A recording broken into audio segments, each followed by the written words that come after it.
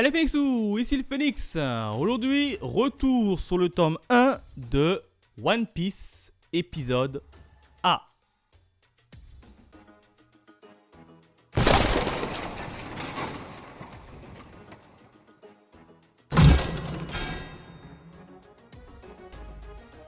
Allez, on démarre directement comme d'habitude par la présentation de la jaquette et des différents bonus. Bon, à savoir ici, si vous n'êtes pas à jour au moins jusqu'à la fin de l'art de Marineford, vous serez spoilé.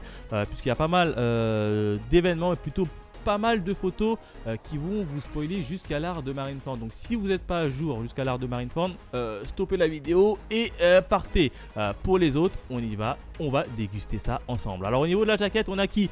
Eh ben on a pas mal de monde la jaquette. On a du Ace, on a du Barbe Blanche, on a du Mihawk, on a bien évidemment du Roronoa Zoro.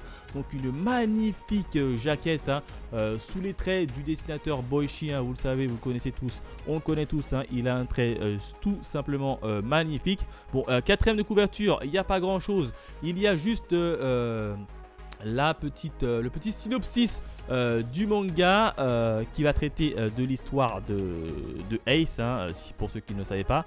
Et on a quand même 2 pages en couleur, et ça c'est vachement cool. On a une page en couleur où on va revoir Luffy accompagné de Ace, dans une posture que vous connaissez tous. Je vous ai dit que ça allait spoiler, je vous ai dit que ça allait spoiler salement. Là on a Luffy et Ace dans une posture assez triste, Et quand on tourne de l'autre côté, cette fois-ci on a rapidement les 4 membres, c'est ça, 1, 2, 3, non, les 3 membres de l'équipage de Luffy.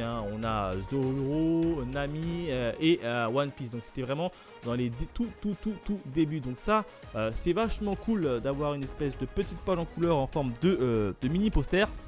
Et puis à la fin du manga, on a les quelques croquis de l'équipage de Spade, l'équipage de Ace. On a quelques croquis qui a servi notamment à faire les fameux personnages de l'équipage de Spade, et ça c'est vachement cool. Donc voilà à peu près ce que je pouvais dire en termes de jaquette et en termes de bonus. Maintenant on va passer à la partie review de ce titre. Allez, c'est parti. Alors grosso modo le manga il est découpé en 3 parties. Enfin je vais le découper en 3 parties. Et la première partie, j'ai envie de l'intituler rencontre. Et oui, puisqu'on va en apprendre un peu plus sur l'histoire de Ace et comment est-ce qu'il a fait pour parvenir du début de Ace jusqu'à ce qu'il est devenu maintenant, qu'on connaît tous dans la série originale de One Piece. Alors dans un premier temps, on va tout simplement ouvrir les hostilités avec un gars qui a fait naufrage sur une île déserte. Alors on connaît pas encore son nom. Et le gars, il commence à écrire son petit tableau de bord. Pas tableau de bord, mais plutôt un journal intime, puisque c'est un peu ses derniers instants, vu qu'il est sur une île déserte. Donc il se dit, si je dois mourir, je mourrai, mais je laisserai au moins une marque dans cette planète, on va dire ça comme ça. Et puis là, il va y avoir un deuxième naufragé qui va venir sur cette île. Et ça va tout simplement être Ace, qui va venir sur l'île, qui va le retrouver, qui vont dire tiens, c'est une île déserte, comment ça se fait? Alors pour rappel, l'île en question s'appelle l'île Fourmilion. C'est une île où tout autour il y a pas mal de vagues et pas mal de tourbillons. Donc ils sont totalement coincés dessus, puisque vu que c'est une île déserte, ils peuvent pas repartir, ils peuvent pas construire de bateaux. Et puis là tu as Ace qui va un peu faire connaissance avec le fameux personnage qui est sur l'île. Et puis là on va se rendre compte très vite qu'en fait on va suivre l'histoire au travers des yeux de ce fameux personnage. Et puis là ils vont essayer de s'entraider. Ils vont trouver une espèce de navire échoué. Et ils vont récupérer les morceaux de bois assez en bon état pour faire un radeau et pour pouvoir se tirer de cette île. Malheureusement, il y a un oiseau assez méchant, assez chapardeur, qui va un peu les enquiquiner. Ils veulent tout simplement les bouffer. Et du coup, ils vont essayer de se défendre comme ils peuvent. Ils vont réussir à faire fuir enfin le fameux oiseau géant. Et l'oiseau géant, avant de partir, puisqu'il aura reçu un coup de Ace, il va faire tomber un coffre de son ventre qui va recracher. Ils vont ouvrir ce coffre. Et puis là, et ben ils vont s'apercevoir qu'il y a un fruit. Et vu que tous les deux meurent de faim, et ben Ace va proposer tout simplement de séparer en deux le fameux fruit et ils vont le manger tous les deux. Sauf qu'ils ne savent pas, c'est que ce fruit c'est tout simplement un fruit du démon qui va conférer à Ace justement son fameux pouvoir du feu. Donc au niveau du pouvoir du feu, ça s'est joué franchement à un cheveu, hein, puisqu'ils l'ont coupé, ils l'ont séparé en deux.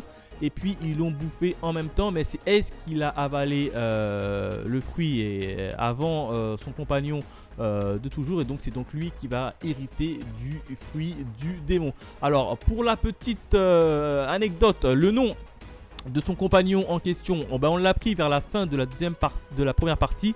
C'est tout simplement Deus. Alors je sais pas comment ça se prononce, hein. Deus, c'est Deus si vous préférez, parce que lui Ace il s'appelait numéro 1, donc lui il s'est appelé numéro 2 et ce sera l'équivalent de son second dans le futur, donc il s'est nommé Deus. Par delà de ça, ils vont réussir à construire le radeau et puis ils vont enfin quitter l'île où ils étaient restés prisonniers. Donc voilà ce qui s'est passé dans la première partie.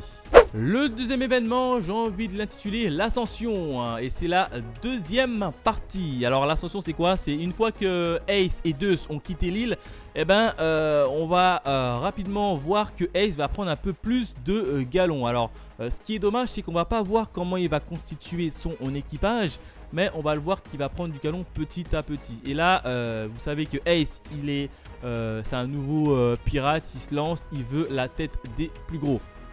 Du coup il se dit je vais choper déjà des petits noms. Alors il a chopé pas mal de pirates assez renommés et du coup ça l'a fait grimper en flèche.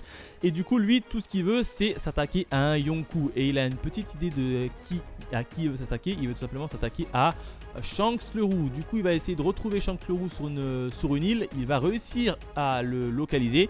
Il va y aller et puis là il va apprendre que tout simplement que Shanks connaît Luffy et que Luffy connaît Shanks. Du coup Ace va sympathiser avec Shanks et finalement il n'y aura pas de bagarre, mais ils vont un peu sympathiser entre eux. Du coup Ace il est un peu déçu.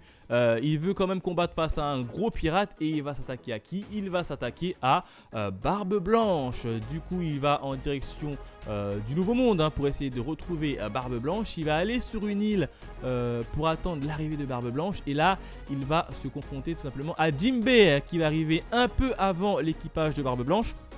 Et puis là t'as Ace qui va le dire où est Barbe Blanche. Et puis là Jinbei il a dit toi tu mérites pas de voir Barbe Blanche. Et ensuite va débuter un combat entre d'un côté Jinbei et de l'autre on va avoir Ace dans un combat assez époustouflant, assez stylé, hein, que j'ai plutôt bien aimé, hein, faut pas se le cacher, plutôt bien dessiné en plus sous les traits de Boichi. Et ça va un peu faire jeu égal au départ. Et puis ensuite t'as le gros navire là, le Moby Dick de Barbe Blanche qui va arriver sur l'île.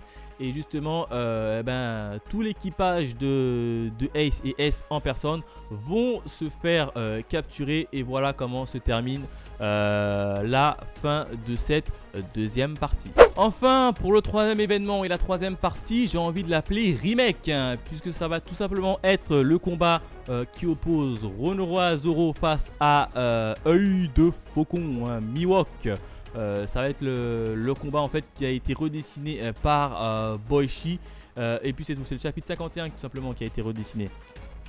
Donc là, ça va suivre la même trame et la même chose, la même histoire originale qu'on connaît tous, sauf que ça va être un peu plus les traits de l'auteur qui seront un peu différents évidemment du trait original de Oda. Et ça c'était plutôt pas mal puisqu'on a quand même des très belles planches, hein, notamment quand à Zoro qui écarte les bras et derrière lui il y a un oiseau qui vole juste magnifique, ou bien l'attaque de Mihawk justement quand il s'aperçoit que Zoro est capable d'utiliser 3 sables en même temps. C'est juste magnifique avec les détails, les vitesses. J'ai bien aimé, franchement j'ai bien aimé cette partie où on a un peu redessiné le chapitre 51, mais cette fois-ci par Boichi et sous un trait un peu plus réaliste, j'ai l'impression, hein, par rapport à à Oda, puisqu'on connaît l'univers de One Piece, c'est un univers un peu fantaisiste, un peu grotesque, on va pas se le cacher. Mais là, en fait, le fait de devoir dessiner le chapitre 51 par un autre mangaka avec un trait qui est un peu plus sérieux, franchement, ça donne une nouvelle vision à One Piece qui est vachement cool. Voilà ce que je pouvais dire en tout cas sur le troisième événement. C'est tout simplement le chapitre 51 redessiné par Mihawk, et là on peut voir toute la beauté et le trait de Boichi tout simplement.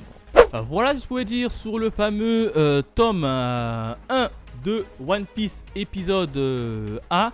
Alors j'étais agréablement surpris, ça m'a beaucoup plu au niveau de One Piece, vous savez j'aime plutôt bien la série originale One Piece et je voulais en apprendre un peu plus sur Ace. Alors moi j'ai pas lu le roman de Ace, donc là pour moi c'est un tome qui est totalement une découverte pour moi et j'ai trouvé assez plaisant, notamment la première partie et la rencontre avec son second, Deus.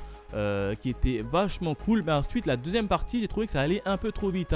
On n'a pas vu comment il a fait réellement son ascension. Alors on parle directement comme quoi il a battu quelques capitaines lambda et qui va directement se confronter à Barbe Blanche. Sauf que moi j'aurais bien aimé qu'il s'attarde sur ça et qu'on en voit un peu plus, et notamment comment est-ce qu'il a construit son équipage Spade, puisque là ça a un peu trop été survolé à mon goût et c'est vraiment dommage. Bon, en ce qui concerne la troisième partie, c'est tout simplement un remake du chapitre 51 redessiné par Boichi, et assez cool quand même au niveau du trait de l'auteur, parce que c'est toujours un réel plaisir de regarder les dessins de Boichi, mais quand même un peu déçu puisque au final sur le tome on va dire deux tiers du manga c'est l'histoire de Ace, et puis le dernier tiers ça va être un remake du chapitre 51 avec pas mal de bonus, et puis c'est tout. Donc dans la globalité, je suis plutôt satisfait. Bon, même si j'en attendais un peu plus quand même sur l'histoire de S et que ça allait un peu plus en profondeur, mais j'ai l'impression que ça reste beaucoup trop en surface. Bon, après, j'ai pas lu le roman. Peut-être que le roman va, lui, un peu plus dans les détails, ou alors pas du tout. C'est plutôt le manga qui va plus dans le détail. En tout cas, je me choperai le tome 2 puisque c'est une petite série qui va se faire 2 tomes, si j'ai bien compris. Donc j'ai hâte de savoir comment tout ça va se dégoupiller. Et si je vais mettre une note sur ce tome là, je leur ai mis la note quand même de aller un petit 3 sur 5, parce que quand même j'ai quand même été déçu. Le fait qu'on n'a pas réellement vu comment il a monté en puissance et que ça a été passé trop rapidement. Donc voilà ce que je pouvais dire sur l'épisode et le tome 1 de Ace. C'est ça, ouais, de Ace. N'hésitez pas à me laisser vos avis dans les commentaires, si vous aussi vous avez kiffé ou pas. Dites-moi tout ça en bas là dans la petite case commentaire. Quant à nous, on se retrouve très vite pour de nouvelles aventures. Allez, bye mes Phoenix.